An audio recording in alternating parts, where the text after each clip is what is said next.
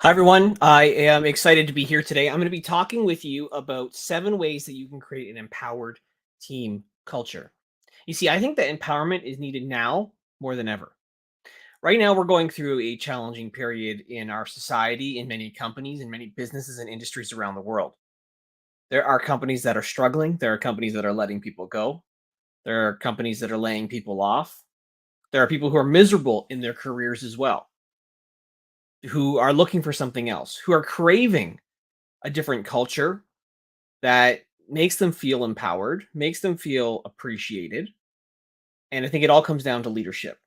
So today, in my regular weekly training where I'm going live, I'm going to be sharing some of the insights and the knowledge I've gained over my years of building and leading teams across multiple industries to hopefully share with you some insights that are going to help you. Again, if you're a leader, if you're a business owner or an entrepreneur, create the type of culture where people not only just want to show up, but they actually feel like they need to show up because they feel like they're a valuable part of the team. Because I think a lot of people are struggling with that, where they don't feel like they're a valuable part of the team.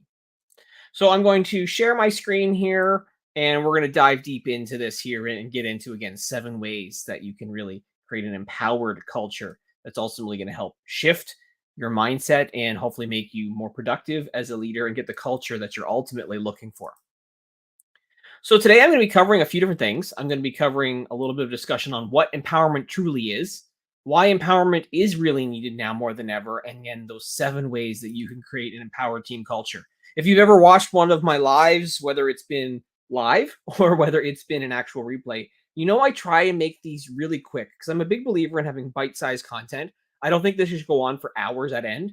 I want to make sure that you're getting actionable insights and knowledge in a quick and efficient manner. So I'm hoping that this is about, I'd say 20, 25 minutes or so that we're going to spend together here today to really talk about this topic. So first thing I want you to do though is think about this, and you can put this in the chat wherever you are watching this. It could be live on LinkedIn, it could be on Facebook, it could be on Twitter or YouTube. Think about this. Like, do you think that you are more empowered, maybe less empowered, or the same level of empowerment as you were a year ago? Because I know that talking to a lot of different people, they are feeling, well, honestly, not more empowered. A lot of people are feeling less empowered right now, more restricted by leaders and struggling with it, right? I think that there's a huge opportunity, obviously, to bring in more empowerment into an organization. But where are you at? How do you feel right now with regards to that? Are you feeling like you are ultimately feeling empowered or not? Because I think the truth is that if we look over the last number of years, the world and the workforce has gone through a tremendous amount of challenges and changes. But has the approach to how we ultimately lead our team changed? Have we grown? Have we evolved our approach enough? I think too many leaders are forgetting about this important piece that if you really truly take care of your people, that's going to help you in a variety of ways. It's going to make sure that they take care of your customers, allowing growth, profits, and most importantly, shared success to follow. But far too many leaders aren't thinking about that. They're not focused on helping people be their best selves. They're not creating an environment where people ultimately feel like they can win. It's critical and important that we ultimately adjust our approach and we find ways to make people feel like they're appreciated and truly empower them. Because if you're a business owner, and I consult with business owners all the time, where I'm looking at their culture, their operations, how they can really take their business to the next level, I can tell right away of whether employees are maybe not feeling it. They're not given the trust that maybe a business owner should with them, or they're not given the support that's needed, or really even given the ball to run with it. And so I think that's important, that we need to make sure that you find a way to give that to your people because honestly, they deserve it. So here's a couple of truths about empowerment is that many people feel less empowered than what their leader actually thinks. Let me pause on that for a second here because I think that's critical. So many business leaders think that they're empowering people, but if you ask their employees, they don't feel empowered at all. Maybe it's times where decisions can be run over by a business leader or a manager of some sort. Maybe second guessing an employee, really truly not trusting them to do something. I know this personal experience. At times throughout my career, I was that person who didn't create an empowered work environment to the detriment of my team. I would sometimes do the work for them, or when they made mistakes, I would definitely do some of the work for them. I think that I'm probably trying to help, but at the end of the day, it's a disservice to them. You got to create a culture where people actually feel and believe that they are being empowered. The second thing that's important to note here is that a lack of trust blocks an empowered culture. Trust is the foundation of any relationship. Without trust, you're ultimately not going to be being able to have the success that you want. I remember hearing this from a senior leader at one point in my career, where he had said that trust is like going to the bank. You put in a lot of deposits, and hopefully that builds up over time, but a withdrawal can drain your entire bank account. The same thing happens from a trust perspective. Are we making more deposits than withdrawals? Hopefully we are, because if we're not, honestly, it's going to make a culture where people just don't feel empowered. They're not going to care as much. When they don't care as much, well, then the customer experience suffers as a result. The third thing that I think is important is that people are craving empowerment in different ways. We know over the last number of years, a lot of people have had the opportunity to work remotely. And so they're still craving that. They still want to have a place where there's incredible amounts of workplace flexibility because people care about when, where, and how they ultimately work. And to be maybe forced to go back into an office or forced to work in a way that maybe just doesn't work for them doesn't help. I think there's also this moment of realization that we need to have more work life integration versus even just work life balance because so many people are ultimately burnt out. The other thing that people are really craving to create this environment where there's some empowerment is they're craving that their voice is actually heard. I'm going to pause on that for a second here because I think it's really important to note that there are leaders out there, and I would say I was guilty of this at times throughout my career, where I said that I was going to listen to feedback. It's one thing to listen, it's another thing to actually take some action and do something with that feedback. I think far too many business owners pretend to listen or they ignore the advice. If you're going to collect feedback from your employees, you actually have a responsibility as a leader to do something with it. Also critical, I think, is that people want to have a chance to make an impact. Many people are looking to not just collect a paycheck, but they want to feel fulfilled as part of it. I know there was times throughout my career where I felt like I was just going through the motions, doing the same thing over and over again, feeling like I'm getting nowhere. It was obviously not fulfilling. It wasn't inspiring, and it certainly never made me want to do more. I wanted to feel like what I did mattered, that I was making an impact, maybe that I'm helping people. Until I found the right environment and the right type of role where I felt like I can do that, I never really wanted to go all in and really give my all. I never really wanted to even be empowered. So you got to find a way to do that.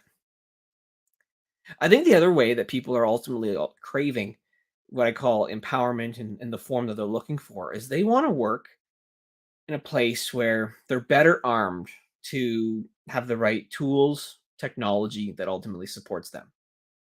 I'm a big believer is that we need to work smarter, not harder. And by that, I mean like it can't be as hard as it is sometimes with so much manual work that people are having to kind of work their way through.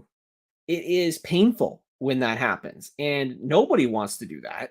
Nobody wants to be part of a culture where it is just incredibly difficult to get your job done.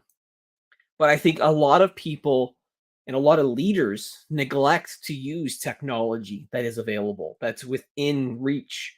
There might be technology they already have in their place of business that can make a world of difference for them. I know when I'm auditing and doing some of my consulting, it's part of my 2 day all in deep dive. One of the offers that I have, and which most people seem to be more interested in diving into, is looking at your tech stack and trying to figure out is there opportunities to leverage your technology to bring in some more automation. Obviously, if you can bring in some more automation, that's going to improve the customer experience, make your employees' lives a lot easier as well. It's it's going to save you money. But I think so many people just neglect to take a look at the tools that are within their disposal or at the tools that are free that are out there. There's been so much conversation in the last number of months about AI, and there is a plethora of different options out there depending on what your business is all about. But even as something as simple as Chat GPT, I'm still amazed to this day how many business owners I talk to are not utilizing Chat GPT or other tools that can ultimately make their lives easier, even in some simple areas. So I think it's important that if you want to create that empowered culture, you remember this is what you need to do. You need to leverage tools and technology better. But as I said before about trust, it is so vital and important to create the type of culture that you want, to have people honestly want to be part of that culture. But it starts with leadership. Trust is needed now more than ever. These are scary times for a lot of people. We're in what I would call almost like a dark economic winter in some respects, right? As we see all the talk of, recession and job losses and changes and sky high prices across the board. So people are scared, people are fearful, and honestly, they're looking for some assurances from their leader. They're looking for support from their leader. And the more that you can build a culture of really trust, it's going to help you in the long run. So I'm going to define empowerment here because I think like if you ask different employees, and I have throughout my career, you get a different answer from everyone and certainly a different answer from leaders. So I define empowerment this way, and I'm going to actually like read this out here. And I don't normally like to read as I'm presenting, but I want to make sure that I nail it for you. Empowerment, the way I define it, is how an organization provides its employees, teams, and leaders with a certain degree of autonomy in their day to day activities. This may include enabling employees to have a voice in setting their own work related goals, input into their schedules and projects, and an ability to make decisions and solve problems, acting in the best interests of customers. Powerful definition, obviously covering a lot of different aspects, talking about how they can make decisions on their own, how they can utilize work in their own rightful way that's going to work best for them, having access to a flexible schedule as well. So there's a lot of components that are important to create that empowered culture that we're going to obviously be diving into here as we continue to go on. So is empowerment needed now more than ever? Well, we are in what I like to refer to as a do more with less reality. More and more companies have let people go. We see it all the time. A lot of tech companies have decided to make some changes. Other industries have definitely been affected as well, but they still want results. Now, this is going to be the smart ass in me who says this, but at the end of the day, there's not a sound business strategy out there that says contract, shrink, and you will actually grow quicker, faster, stronger. But that is the reality that I think a lot of business owners are placing right now on their people. And a lot of leaders are making these incredibly difficult decisions. And I know I've had to make these decisions before, but they're making these decisions to say we got to get ourselves out of the hole, but we also got to cut back. So therefore, leaders and business owners need to empower their people to honestly be given the freedom to hopefully rise to the occasion and step up. So this do more with less reality is there.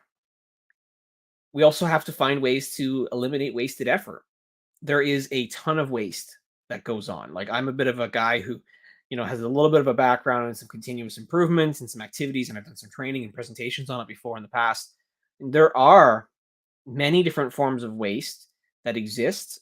The one that I think is the most egregious, the one that honestly, I'll say it here, pisses me off the most is underutilized talent, because there are people who have talent, skills, strengths that need to be utilized that can help make the business grow. But when people are held back, they're held back by maybe leaders who honestly either don't take the time to appreciate the fact that someone has different talents, or maybe they want to hold people back. It is a waste, and it's a disservice to everyone involved. Empowerment is also needed because there are changing priorities. Everything is shifting all the time. I'm not trying to be negative with this, but it is true. One day, revenue might be the priority. The next day, it could be more customer service that might be the priority, or trying to find leads. What's the marketing side? And so, in some businesses, especially small businesses, it is just like hot potato with whatever that priority is. It just goes from one person to the next person. There's like constantly throwing it around. I say here also in the light blue here that there is a war for talent. Yeah, there's a lot of people looking for work, but you also need to make sure that you are trying to be competitive and bringing in the right people. One of my companies that I have is called Hire For Me. So I hire for small business owners who are ultimately trying to, bring on the right person to help their business grow and succeed. And maybe even sometimes it's like if there's somebody who's already being like the chief everyone officer, like stop doing everything themselves, drop the hats, like I'll hire for them. And so I'll talk to a lot of people about the fact that there's a war for talent. It's hard to still find the right people. You are going to be competing against everyone else who might be hiring if you are successful right now. So you got to find a way to be smart about it and create a culture where people feel like they're part of the process, feel like, I'm going to say almost like they're an owner, that they have a core process, a core project, a core responsibility that they can own and run with, because people are craving that more than anything else right now. And the other thing I think that's really important of why I say empowerment is needed now more than ever is that employees are craving great leadership. I think, based on my experiences, based on research that I've done, yes, workplace flexibility matters. Yes, money matters, but your leader makes a world of difference as well. You could be making a lot of money and be miserable because you've got a really shitty leader. You've got a leader who doesn't support you, maybe holds you back, maybe even gaslights you a little bit if you're familiar with that term. They want to have a leader that they work with, not for, it's a whole other topic, but work with, who supports them, who cares about them, who wants to see them succeed. The last few years have exposed a lot of shitty leaders. Now, it's not their fault because a lot of leaders themselves haven't been trained properly. I could go on and on about this, but like for years, there's been talk about customer experience. There's been talk about the importance of the employee experience. But what's not talked about is the leadership experience. Many leaders are left to figure it out on their own, to what I say, fake it till they make it, right? Where they are ultimately just, they're left to figure it out on their own. And that's not fair to them. That's not fair to do that. Now, that starts at the very top of an organization, right? The ownership group, and then trickling down through executives and senior leaders and all the way through even down to like your mid-level, entry-level leaders. If they're passing along bad habits, that's obviously going to make things way worse for you in the long run. So people are craving a better leadership experience, and leaders themselves want that support. But obviously, there's a lot of companies right now, and I was on a podcast yesterday talking about this, that should be coming out soon, where they talk about the fact that there are companies that really don't have much of a budget for leadership training, so they don't focus on it. But then they expect leaders to just have it because they're a leader.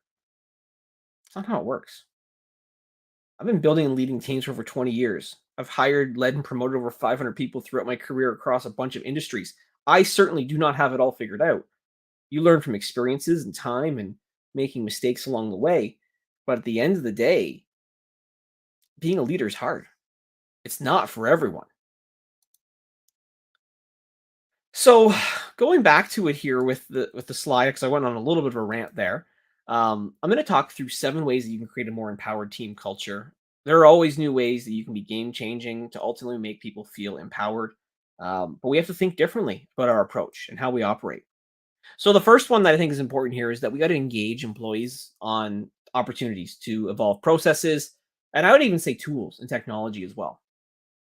Because the more that you can get feedback from the people who are actually maybe doing the work, the front line, the better your processes are going to be.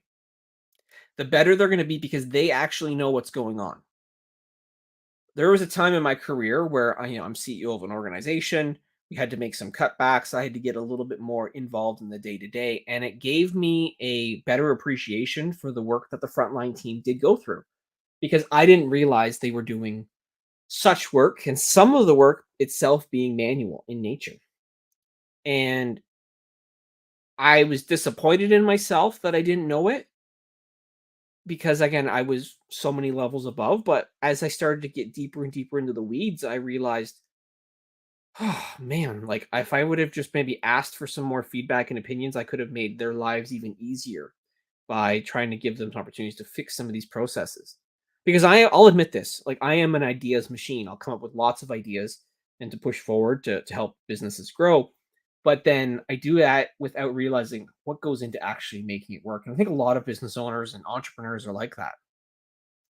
The other thing I think it's important is to like give your employees a voice into product or service improvements, right? Is there a way that you can improve a service that's going to make customers happier, that you're going to help retain them? Well, I guarantee your employees know the answer. They know why customers are dropping off better than you will at the very top of the organization.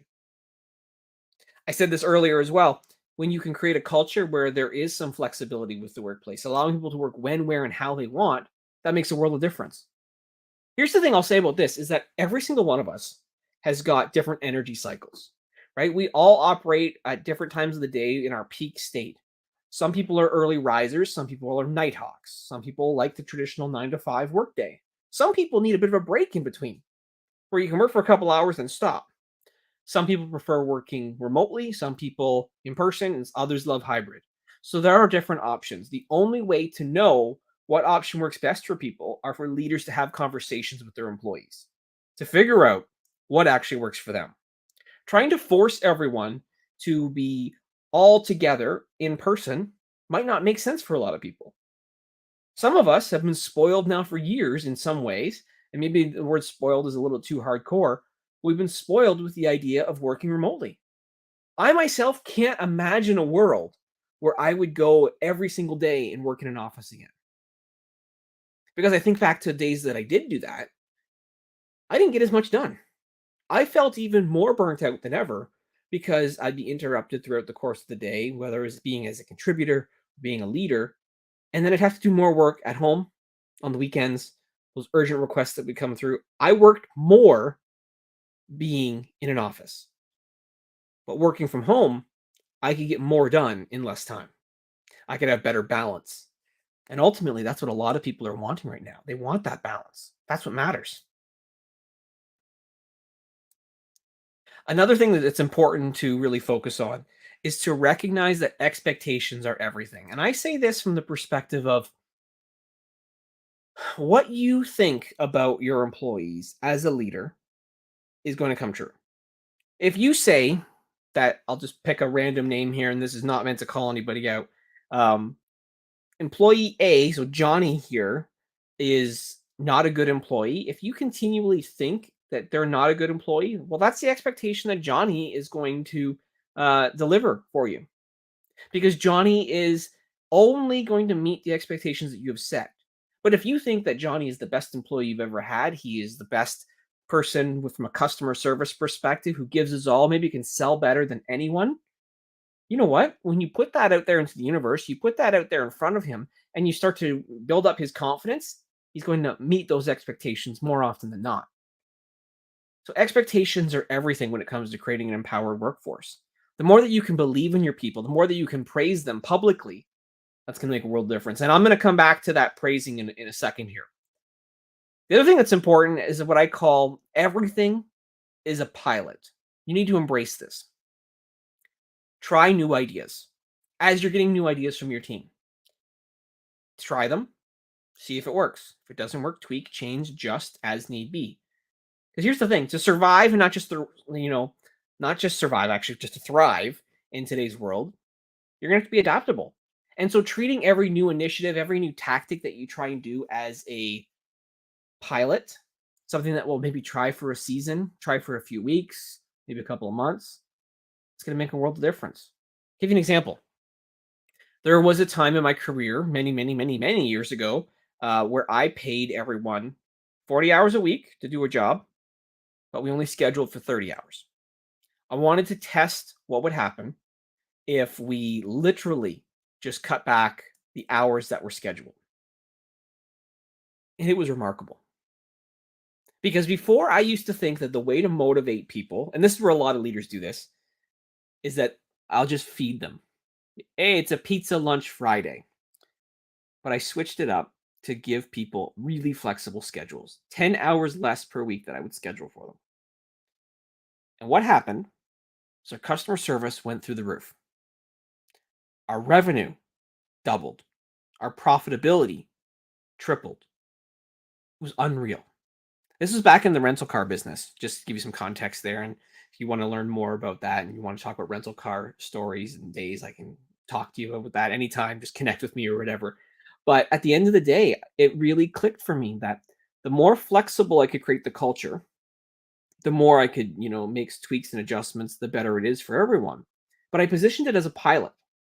They knew that this wasn't something that was going to last long term unless we saw the results. So everyone had to be bought in to give it a fair shake and a fair chance.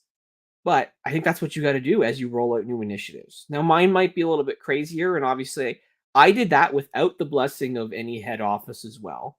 I did that on my own, but it was the right call for the organization, for my business, really. That I was leading with that particular branch. It was a phenomenal culture, and it was a small team, but we all then supported one another, and we all cared about the success of the business, and we didn't want to ruin a good thing. So again, look at everything that you do as a pilot. Number 6 is really to create a culture of celebrating successes. I think it's important that leaders remember this. The words thank you mean more to an employee than you could ever realize. Small victories, the big wins, where you go over and above the call of duty, all of them, from the big to the small, from the mundane to the monumental, the successes that we have need to be celebrated. I'm not saying it needs to be a party for every single win, but is there a way that you can thank them? Can you catch people doing things right? When you do that, you're going to create a culture where people want to hear the positive things again. We crave positive feedback and we want to celebrate successes. There's nothing worse than everyone working really, really hard, achieving certain milestones, say it's growth within a business, and they don't feel like they get anything from it. I'm not saying that it needs to be a profit share and people are getting a slice of the action, because obviously the world we live in, that just doesn't make sense all the time in all situations. But like, can you create a culture where there is some sort of celebration? Someone really contributed well to a project in some way. I think you can, and it can really, really make a world of difference. Number 7, and this is another way again to create a more empowered team culture. I say this here, and this is a big statement to say. Leaders, know your role. Get out of your team's way. Your job as a leader is to help knock down walls, knock down silos, get obstacles out of their way, make their work lives easier, not harder. Too many business owners, too many leaders complicate things. They make it harder for people to actually do their jobs. Don't be that leader. Be there for your team, advocate for your team. That's going to make a world of difference. That's going to create a culture where people actually want to work with you. They're not going to be scared of you when they know that you are the number one supporter. I think that there are many times throughout my career where I started to realize this message and it started to shift, and I started to see just the impact it would have on my team. The performance would get so much better. Everyone would be happier, we'd be more engaged, which is great. The customer experience would be better. We had less problems, both internally with other departments, with different teams and businesses that I've led over the years, by just focusing on trying to realize that my role as a leader is to make their lives easier. The hardest part, and I'll say this and before we move on, the hardest part though is when you're trying to push so hard to make it easier for your team, is that other leaders might not have the same kind of intention. because everyone is self-serving in some way. So it's important that you communicate because every single problem that happens in business, I guess in life as well, is a communication problem. So it's important to regularly communicate with people.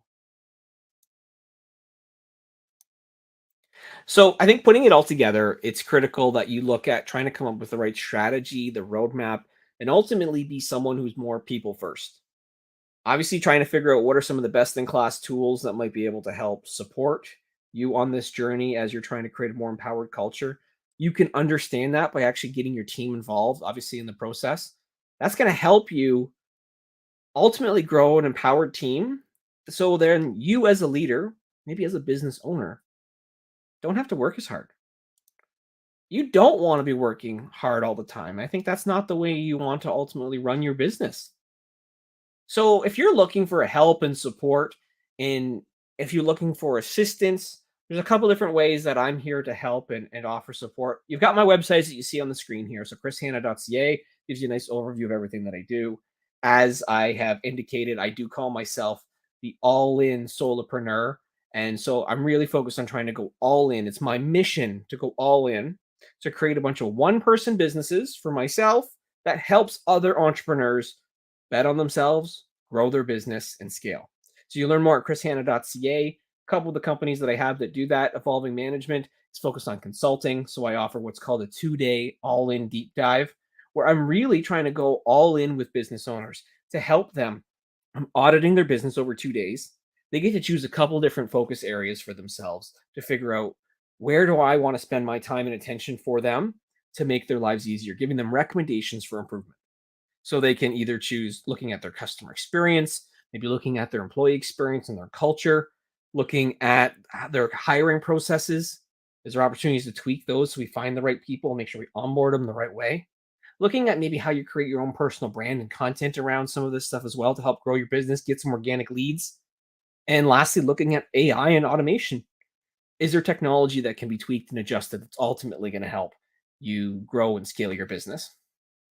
The other company that I have, and again, I talked about before, is my company Hire For Me, where I literally go out and I hire for business owners who either don't want to do it, they have done it and they've struggled, they've failed, or they just don't have the time and energy to do it because they don't want to go and sift through resumes. They don't want to have those interviews. Whereas I will obviously do that for them. So if you have any questions, comments, concerns about anything that we talked about today, you want to create a dialogue on this, you can email me, chris.hanna@evolvingmanagement.com. Always happy to connect, learn, grow, and share together. And hopefully you liked what we were talking about here today as we went through this process. Again, this was something that I've thought was important based on the world that we're living in right now. We need to find a way to ultimately become more empowered, and I think the more that leaders and business owners can do that, the better it's going to be for everyone involved. But it's going to take leaders creating a culture of trust, communicating with their employees. That's the only way that we're going to do it. And when we go all in on creating an empowered workforce, honestly, we don't have to work as hard. All right. Until next time, whatever you do, go all in.